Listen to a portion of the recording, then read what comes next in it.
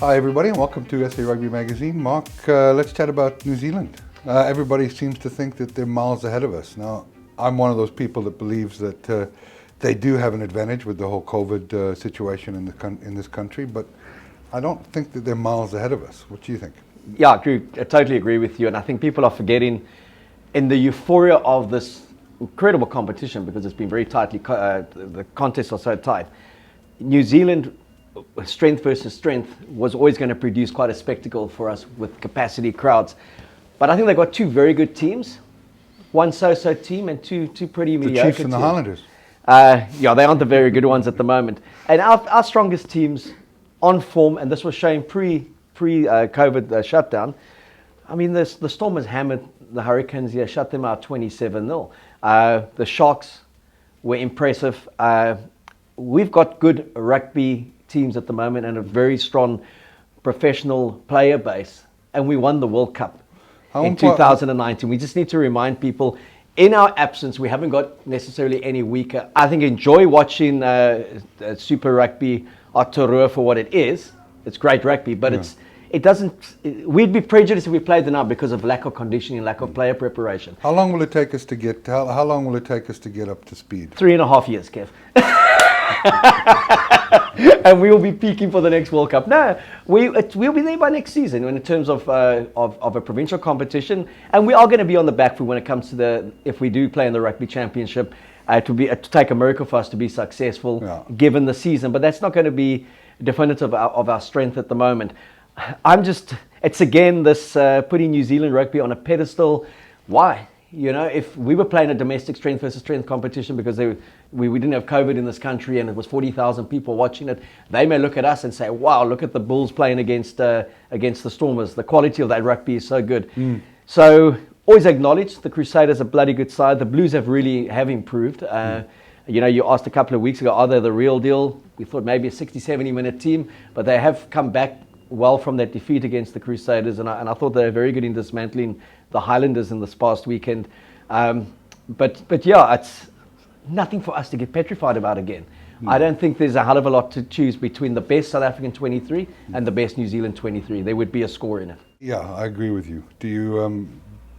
What do you think of this weekend's rugby? Do you think the Crusaders will win the title this weekend? Yeah, they play at home against the Highlanders. The Blues have the bye, which is ideally you'd want somehow the Highlanders to knock them over, and it comes down to next weekend's match at Eden Park, which will be a capacity crowd, and it would be a kind of final because there's no final being played here. Whoever wins top of the table takes the title. But they came back well from that thriller against the Hurricanes, where they were edged 34-32. I thought they were clinical and a class above Gats Chiefs. They knocked them over quite comfortably in Hamilton, and a very good performance from Sam Whitelock, his 150th game, player of the match, and Richie Mahunga playing well again. But the person that I've really enjoyed watching in the last couple of weeks has been Beauden Barrett back at fly-off. And you see him play fly-off, you think, how the hell did anyone put him at fullback and for 80 minutes? If you're going to accommodate him and Mahunga, you put Mahunga on the bench, you play Beauden Barrett, and when it's not going that well with goal kicking or something, you have the luxury of sticking him at fullback and bringing Mahunga on. But he just brings an added dimension to any attack playing at 10, and not the traditional Dan Carter type fly-off, but athletically, not a better fly-off in the world than him. No, and we've talked about it several times. Why they haven't been utilizing it at his best position. And I agree. The Crusaders will be crowned deserved champions on the weekend. Yeah, and another title for Scott Robinson, and we keep on saying it. Thank God he's not coaching the All Blacks. And how about he has to get Chirp of the Week, though. Yeah, I mean, it's supposedly every try that's scored against the Chiefs this season apparently is controversial, as Gat says afterwards. Yeah. And he was insistent it wasn't a try when they asked Scott Robinson, the reporter. He said it was definitely a try. He said, how can you be so emphatic? He said, the ball went backwards. He said, well, I have a different view. I thought it went forward. And he said, thank God you weren't refereeing it then. Yeah. So wonderful chirps. And I just like that guy. And I like his character, his persona. And I think an All Black side with him would have had some rich personality. I don't see that happening under Foster. And yeah, I think New Zealand, we traditionally get those kind of ones wrong. We keep on saying it on the show. New Zealand certainly got that one wrong. Yeah.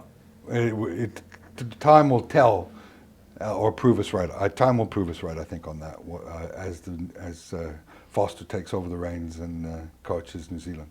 Yeah, and Robinson continues to just build that dynasty down in Christchurch. Another title, he won the NPC domestic title 3 in a row, Super Rugby. He turned New Zealand's under-20s around, and now Super Rugby Aotearoa. They may only ever play one of this tournament, and it will be his as well. Yeah, absolutely. And poor Gats, I said it could be a disastrous tour, the Lions tour for him. The pressure's mounting. The pressure is mounting on Gats because he'd like to get a win. He's not going to get a win this weekend either. I think they'll take a beating against the Hurricanes away from home. And I think he'll be happy just to get out of there. I see he's been starting to do a lot of his interviews around the Lions tour, talk that Stuart Lancaster may come on board as one of his coaches. So I think his focus is certainly shifted to the north and to 2021 South Africa, the big challenge. Well, I hate to look a year or make predictions a year down the line, but my feeling is that the Lions will get whitewashed here against a strong Bok team, especially against a tactical genius as Rassie is. Where to then from Gatland? So say 0-9, 0-9 from Super Rugby, 0-3 from a Lions. Hasn't his stock then diminished? And that's what I mean by disastrous. He'll go back to New Zealand because he's still got a contract till 2023 with the Chiefs. Yeah. And then hope to God he can get them on track in 2022.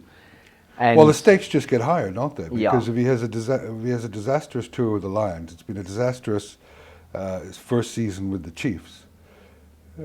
He'll go from being one of the most revered coaches in the world to down to Peter de Villiers level. Yeah, I don't think quite that. I don't think ever could get down to that level, but the margins are smaller because we all remember this magnificent 15-all draw at Eden Park. But New Zealand had a kick in the last minute of in injury time from the kickoff. They awarded the penalty and then it was overturned by the touch judge. And we drew 15-all. Had they kicked that and it gone over, he would have won 4 out of 10 on that tour.